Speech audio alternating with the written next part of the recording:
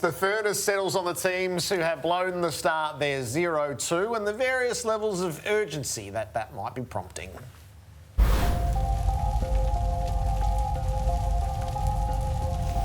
I just think they've blown their opportunity. If it's Charlie Dixon or bust in the forward line, that's too much responsibility for one guy. I think they've missed their opportunity with home finals, home prelims, and unfortunately, I think that's the end of the road. They're just wrestling still with the lost opportunity of the last two seasons. We've lost trust in them. And I said that for about 6 years leading up to their consecutive preliminary final performances.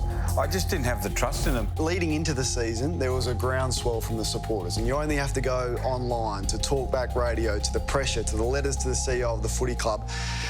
There is a groundswell against him. They all want to be midfielders. So you've got the midfielders, and then you've got the small crumbing forwards who want to be midfielders. So what's their first thought, Gaz? Their first thought's getting a kick, isn't it? Yep. When they've got to turn around and chase and pressure, I'm not sure they can switch their mindset quick enough and it leaves their defenders to hang out to dry.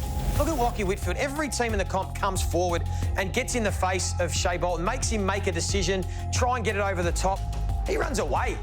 But he is under pressure, Leon, you'd have to say. If he doesn't perform well and make the finals this year... I don't see them figuring in the finals this year. I think that they've still got a fair bit of work to do with their method. It's certainly not the ideal start for us in terms of wins and losses, but certainly one that we're not losing any belief about. They're probably just not tough enough and ruthless enough and playing hard enough as a team to get the results they desire. Zip and 3 makes it extremely hard to play finals. I know they did it last year coming from Zip and 2, but they had to win 11 games last year. It was a bit of an anomaly that to play finals. 0-2 is fertile ground for overreaction. So try a few of these on, Robbo. Right, go. Port's flag chances are gone. I know at round 2, I think it's an overreaction. Ask me next week if they go zip 3 and get beaten by Adelaide. So I'll give them a week's grace. I've still got a level of confidence in Port. But at zip 2, Gerard, it's... They're under the pump. Yeah, there is They urgency. are under the pump. I was going to get that visual of someone standing under a pump and guessing under a pump. The old Danny Frawley. Yes, the old Danny Frawley comment. They are under the pump. Gerard, Leon is running out of time. Real or overreaction? No, overreaction. I thought they played really well in round 1 and got beaten by the Swans because they couldn't go the distance up front. Yep. See Toby Green. And then... Control didn't suit them. That was an awful way to play the game on Sunday, and they missed the boat big time against an injured Richmond. So hopefully they hand their control back and go with a bit of chaos. But they wouldn't. They'll react to that, as you can't. That can't be their play. They've got to find confidence in their forward line. So when you dick around with the ball, Gerard, is you don't want to go forward. Yeah. Because you haven't got the confidence. So they've got to actually get the forwards to be forwards and compete harder. Move. And then they can move the ball there with confidence. And what I don't like is the Phil Davis injury. So this is a serious hamstring injury and he's looking at 3 months. So it's familiar surgery that Nick Revolt had back in the day. So that's a terrible pity. He works so hard in the off-season, Phil Davis, to get himself right. He does Buddy in the first week.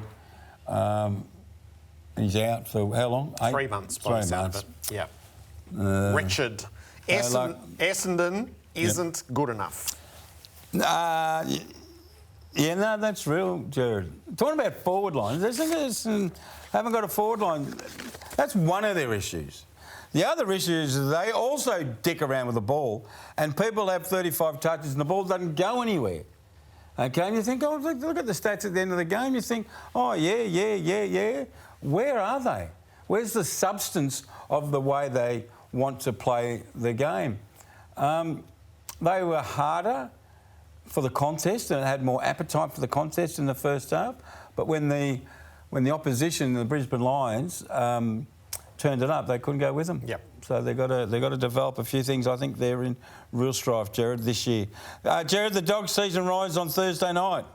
No, I'm overreacting. I'm going to go overreaction. You're overreaction everything. Yeah, but now's a good time for overreaction. I'd like to see them win. Oh, so if they go 0-3, then the chase for the top 2 becomes really hard because you risk just the relentless chase all season and it becomes exhausting. But I don't think I would be prepared to dismiss them if they went under by a couple of points on Thursday night.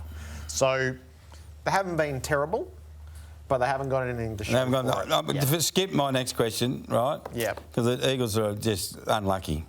Jared, Friday night double headers could catch on. Real or overreaction? Well, not like this, they won't. So overreaction. Overlapping games on Friday night. Why So not the idea doing of it? 2 games on Friday night, I'm really supportive of. If you want to go early in Melbourne and late in Perth and roll out 6 hours of footy on a Friday night, I'm up for that. But if you're going to start a showdown at quarter time of Friday night footy in Melbourne, no. Overlap games drive me spare anyway, you know that. But to do it on a Friday But so why does the AFL?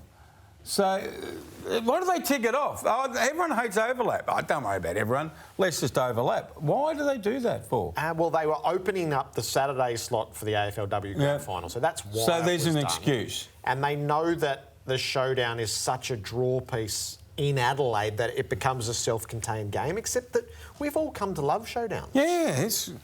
And this showdown is sort of going to be nationally thrown away. Still a great piece in South Australia, but a bit tossed away nationally, which is a shame.